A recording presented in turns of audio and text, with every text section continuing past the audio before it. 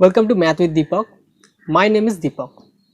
So in this video I'm going to show how to use Desmos to plot graph of complicated functions. How can you use Desmos to find out the graph of complicated functions? So Desmos is actually free software to use. It is available online. You can use any of your device to plot graph of any type of functions. So here I am going to use these functions. Actually, if you look closely, this is a function. So this is actually not actually a function, actually this is a sequence of functions. If you see, there is n, right, f(n)x. Here n is actually the natural number. N belongs to the set of natural number.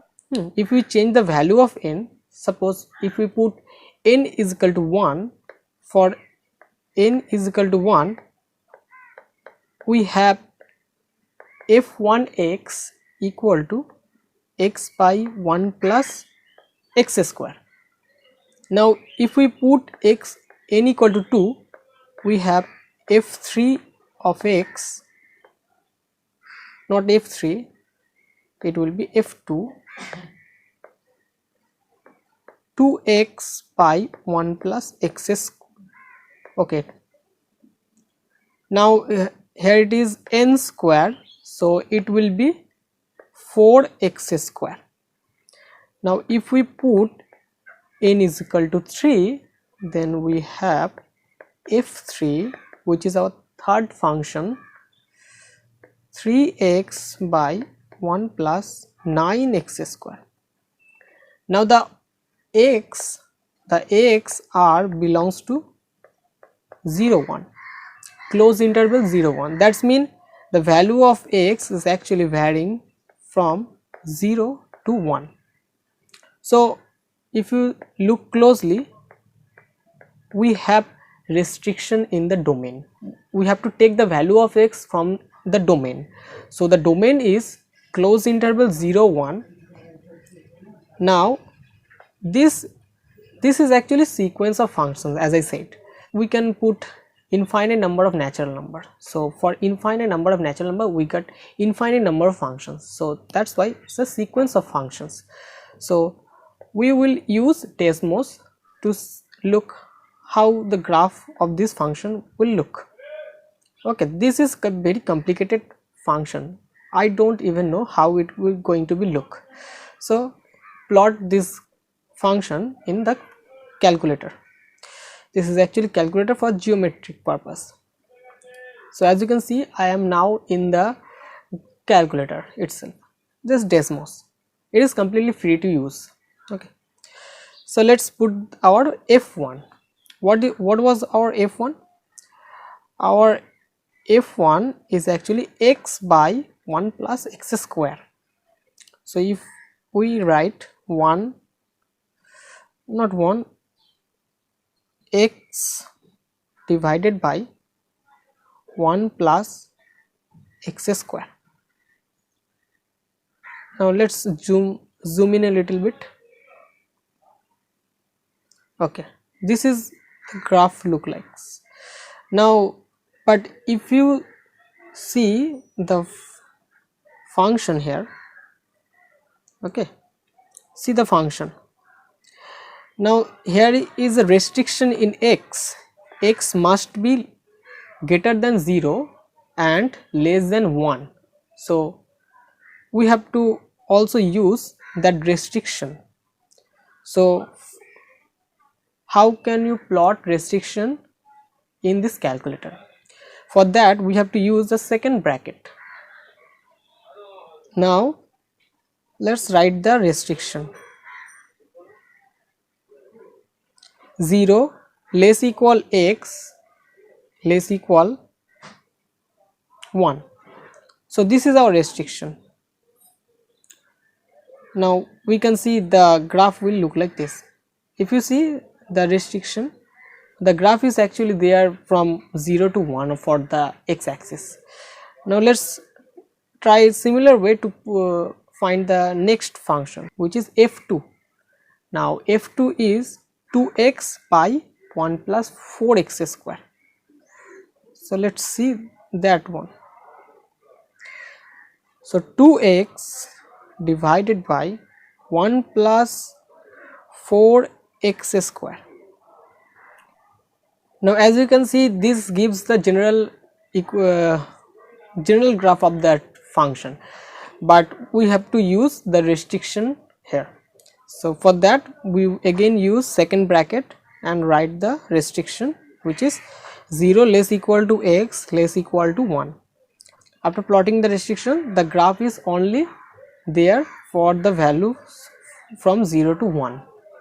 Okay, now let's try the next function.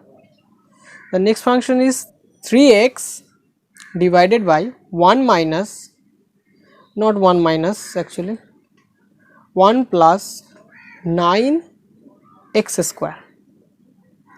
Also we have to use the restriction here, so we again put a second bracket and then 0 less equal x less equal 1. So that completes the third graph. Now the graph looks more perfectly. Let's hide this and let's see the actual picture. This is the actual picture of this graph. So the red one is our f1 and the blue one is our f2 and green is our f3. Let take me this graph to my notebook, then I will show you how it looks. So I bring the graph in this notebook. So let's see, let's make it little bit bigger. The red one is actually the graph of x by 1 plus x square. Blue one is actually 2x by 1 plus 4x square, and the green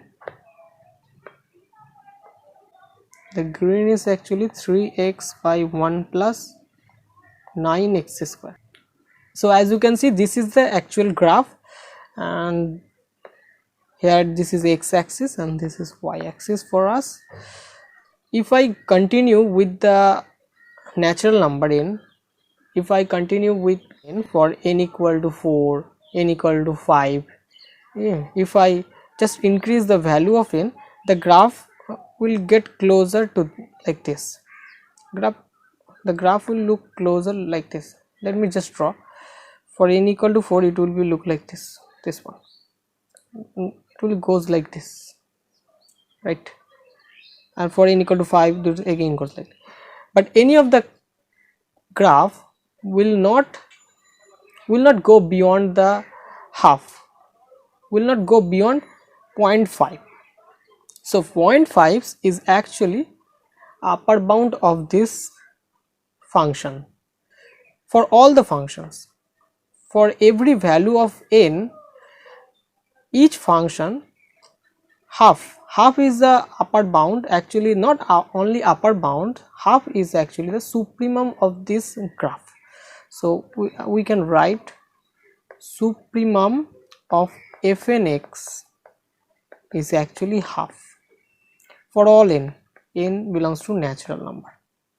So supremum of this function is half. So the functions are bounded above because it has a supremum in this certain interval. And if we look at the graph of these functions, so we can say that this function is actually continuous. If fnx is actually continuous, because there is no gap, there is no gap between these lines, so it is clear that the functions are actually continuous. So this is a sequence of continuous function. Now also this function is convergent, but it is convergent pointwise.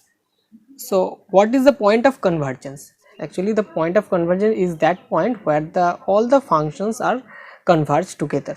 So what is the point that all these functions are meeting at one point? What is that point? that point is actually our 0. So 0 is actually our point of convergence. So the functions actually converges to 0. We can simply write limit n tends to infinity fn x will be 0, simply 0, because it's all the functions are converging to 0. All the functions are converging to 0. If we increase the value of n's, the function will always meet at 0. They don't meet any other points. So 0 is the only point where the functions are converged. So this is the graph of this sequence of functions. If we try to find the graph of function for each n, it will be much dense. It will look much denser. It will hard to distinguish the graph. Each individual function, it will be look dense, much dense to near the 0. Okay, like this. It will be much denser in this area. So 0 is actually the point of convergence. So this is the sequence. So the sequence fn, this is actually a sequence of functions. This is a sequence of functions which is converges pointwise. Actually this converges pointwise to 0. Okay, for all x belongs to 0 to 1. So this is the domain actually. 0 closed interval 0 to 1 is actually our domain. So this is the graph, and how can you use Desmos to find complicated functions graph. We actually find the point of convergence using the graph. It is easier to visualize each mathematical problems, each mathematical functions using graph. Hope you enjoyed this video. If you did, then hit that like button and make sure you subscribe. Thank you.